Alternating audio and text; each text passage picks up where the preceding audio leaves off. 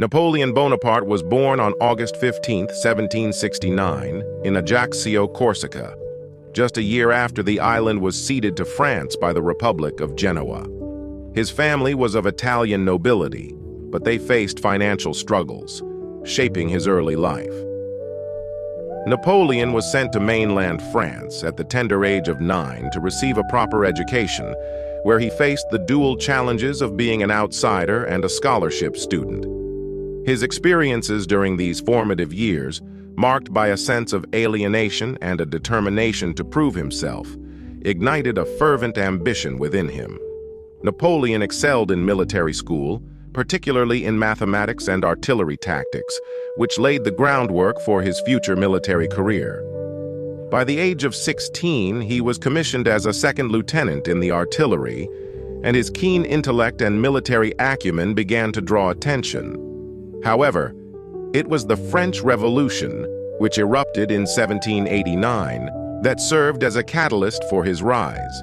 Amidst the chaos of the revolution, the French government was in disarray, and Napoleon's opportunities multiplied.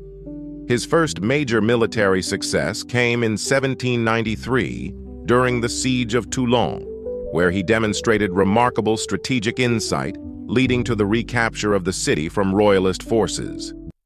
This victory catapulted him into the public eye and earned him the rank of general.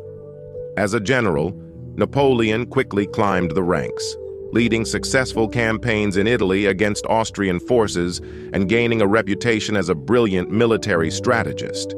His rapid victories not only expanded French territory, but also increased his popularity among the French people.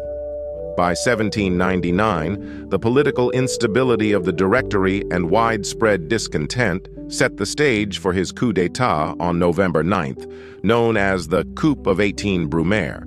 This maneuver allowed him to seize power and establish the consulate, effectively ending the revolution and paving the way for his rule as first consul. In 1704, Napoleon took the monumental step of declaring himself Emperor of the French, cementing his authority and establishing a new dynasty. His coronation at Notre Dame Cathedral was laden with symbolism. Napoleon crowned himself, signaling his independence from the papacy and reinforcing the notion that he owed his authority to the state rather than divine right. Under his rule, France underwent significant transformations, including the Napoleonic Code, which reformed the legal system and laid the groundwork for modern law in many countries. His administration emphasized meritocracy, centralization of government, and educational reforms, which further entrenched his power and garnered public support. Napoleon's reign was marked by ambitious military campaigns that sought to expand French influence across Europe. The early 19th century saw the onset of the Napoleonic Wars, a series of conflicts that would shape the future of the continent. In 1805, he achieved a remarkable victory at the Battle of Austerlitz, often regarded as one of his greatest triumphs. Facing a coalition of Russian and Austrian forces, Napoleon demonstrated his strategic prowess by luring his opponents into a vulnerable position, leading to a decisive defeat that solidified his control over Central Europe. This victory not only bolstered his reputation as a military genius, but also prompted the dissolution of the Third Coalition against France. Napoleon's ambitions were not limited to military conquest. He sought to establish a European order favorable to France. In 1706, he instituted the Continental System, an economic blockade aimed at weakening Britain by prohibiting trade between Britain and the rest of Europe. While initially effective, the blockade led to significant resentment among European nations, many of whom relied on British goods. This strained relationships with former allies and set the stage for future conflicts. As Napoleon's power expanded, so did his enemies. The war against Russia in 1812 marked a pivotal moment in his career. Overconfident after years of victories, he launched an ambitious invasion with the Grand Army, comprising over 600,000 soldiers. However, the Russian campaign proved disastrous. The Russian strategy of scorched earth, retreating while destroying resources, forced Napoleon to advance deep into hostile territory without adequate supplies.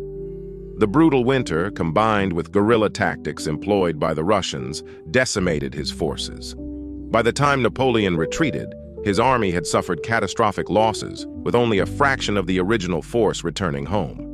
This failure not only weakened his military strength but also emboldened his adversaries, leading to the formation of the Sixth Coalition. By 1814, the coalition forces had successfully invaded France, leading to the fall of Paris. Facing overwhelming odds, Napoleon was forced to abdicate on April 6, 1814. He was exiled to the island of Elba, a small Mediterranean island where he was granted sovereignty. However, his exile did not quell his ambition. In March 1815, he escaped from Elba and returned to France, where he was greeted with enthusiasm by those who still revered him as a leader. His return marked the beginning of the 100 Days, a period of renewed power that would ultimately lead to his final downfall. As Napoleon sought to re-establish his empire, the European powers were alarmed. The newly formed Seventh Coalition, led by Britain, Prussia, Austria, and Russia, prepared for war. The decisive confrontation came at the Battle of Waterloo on June 18, 1815. The battlefield was located near the small Belgian village of Waterloo, and the stakes were monumental. Napoleon aimed to strike swiftly and decisively to prevent his enemies from uniting against him. However, his plans were complicated by logistical challenges and the unpredictable weather that had turned the battlefield into a muddy quagmire. The battle commenced in the morning with intense fighting. Napoleon's forces initially managed to push back the Allied troops, led by the Duke of Wellington, who held a defensive position.